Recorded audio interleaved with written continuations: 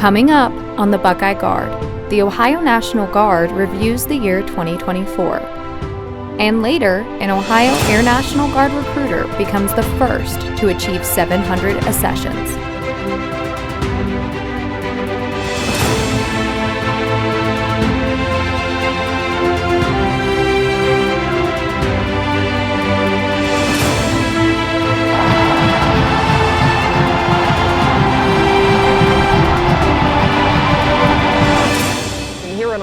Members of the Ohio National Guard are ready to suit up and serve whenever needed.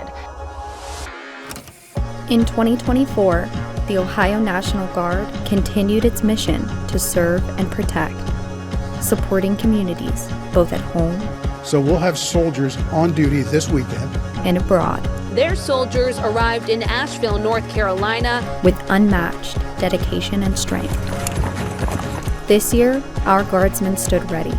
Whether it was responding to natural disasters, strengthening our nation's defense, or participating in critical training exercises. At home, the Ohio National Guard continued its commitment to our fellow citizens. Our members were first responders, aiding communities during flooding and severe storms, delivering critical supplies and rescue efforts when it mattered most. Across the globe, our service members engaged in joint training exercises, strengthening partnerships with allied forces and reinforcing Ohio's vital role in national defense. Throughout 2024, the unwavering support and strength of our fellow Ohioans ensured that our Ohio National Guardsmen knew their sacrifices were not going unnoticed. To the Ohio National Guard Soldiers and Airmen, we thank you for your service, your support, and your strength. As we look back, we honor the bravery, sacrifice, dedication, and resilience of each soldier, airman, and their families. Together, we remain ready for the challenges of tomorrow. Here's to 2025, where we remain always ready. We are doing something that's never been done before in the state of Ohio. Always there. We got down there on day one. We flew 4 hours delivering supplies. Ready to answer the call, protect our communities, and defend our freedoms. Whenever and wherever it may be.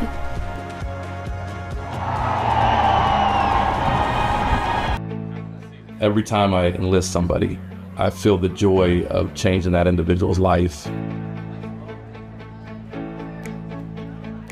I am Master Sergeant Todd Parkinson, and I've enlisted 700 people into the Ohio Air National Guard.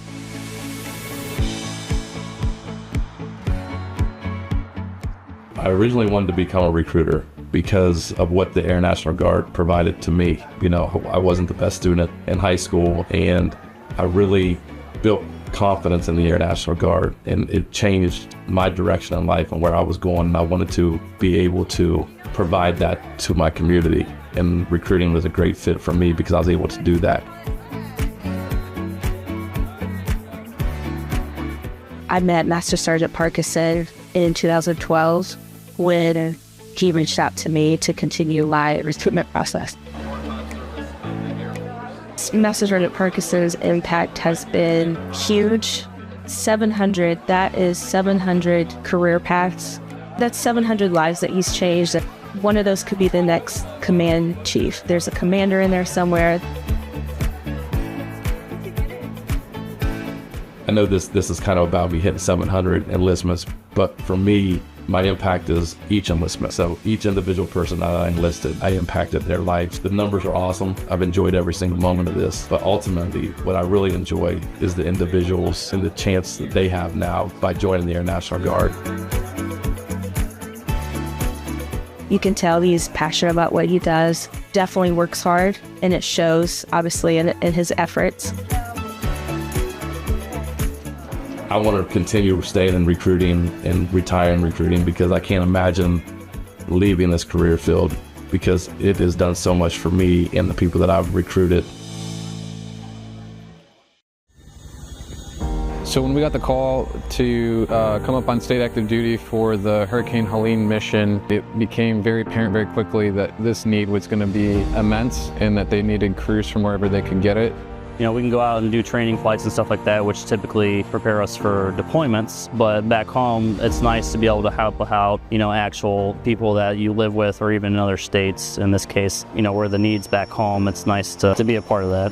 We flew about a quarter of our hours in 2 weeks that we flew on a 9-month deployment that the unit was on a few years back. So to cram that much flight time into a 2.5-week period was pretty intense. We were doing 12 to 14-hour days every day, moving a lot of cargo.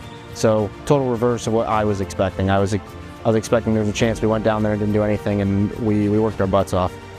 The most rewarding part of this mission was honestly just at the end of the day being able to help people. This was a legitimate cause. People really needed these supplies, needed help from where they're at, and to be able to do our actual mission and make a difference was the most rewarding thing I've done so far in my career with the Ohio National Guard. Ohio Assistant Adjutant General for Air, Brigadier General David B. Johnson, was promoted Wednesday, January 8, 2025, to the rank of Major General. The Beetler Armory drill floor was filled with distinguished guests, family, and friends to witness the ceremony. It was Douglas MacArthur who said that a true leader has the confidence to stand alone, the courage to make tough decisions, and the compassion to listen to the needs of others. I can't imagine anyone who embodies that more than Dave Johnson. As the Ohio Assistant Adjutant General for Air, Johnson is responsible for directing operations and ensuring the mission readiness of more than 4,700 Ohio Air National Guard personnel assigned to 4 wings and multiple geographically separated units. Johnson is a command pilot with more than 5,100 hours of military flight time. I want to say thanks to everybody that is here in this room, all the service members from around the state, both Army and Air. It means so much to me that you come here to recognize this big day, not for me, but also for our state and for the future. I mean, this is recognizing you as well. I'm not here without you, so thank you very much. My name is Tim Gribble. I serve as the Executive Officer, the Assistant Adjutant General for Air, and I'm also a member of the National Guard Endurance Team. So I work out 6 days a week. I'll have some cycles where I do 7 days in a row, but I'm a big believer. We have to take rest, we have to, and it's usually Sunday for me. He's always been an athlete. He's a guy that's on the go, and part of who he is being able to use this outlet to be active, to be constantly improving, and so it's just been amazing to be a part of all of that. We really have a family value of fitness, and we can even zoom that out a little bit more to make it all-encompassing wellness. We just kind of have a family understanding that this takes time and commitment, and a lot of times it's not unusual for 1 or 2 of the kids to come down while I'm on the treadmill, and they'll hop on the bike just to do it beside me. They don't ask if they can, they don't feel like they have to, it's just who we are as a family. DECA Fit is the competition format used by the National Guard Endurance Team. The Endurance Team focuses more on hybrid or functional fitness, as well as obstacle course racing, and the DECA event itself is consisting of a 500-meter run, followed by a fitness station, and then we repeat that 10 times for a total of 5K of running, and then 10 different fitness stations. It's a neat experience knowing that I'm one of very few total from the entire National Guard who get to compete. There are about 12 of us. I'm currently the only air person who's slated to go, and then the rest are Army brother and sisters. It's a great experience.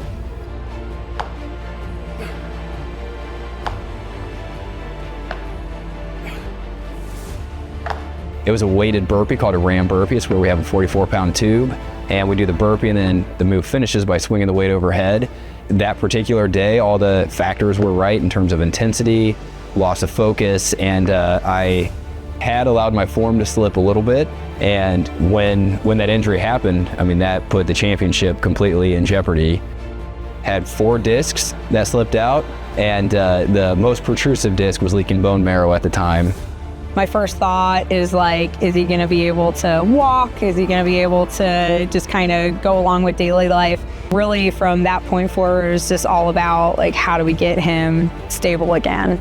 And how do we get him to a place where he's comfortable and not in immediate terrible pain. I think the first thought in my mind was, I'm letting the team down. And then the other piece was my family. And even that thought immediately splintered into two things. First, I'm letting them down. I've been preaching about doing the hard work to get to that end goal.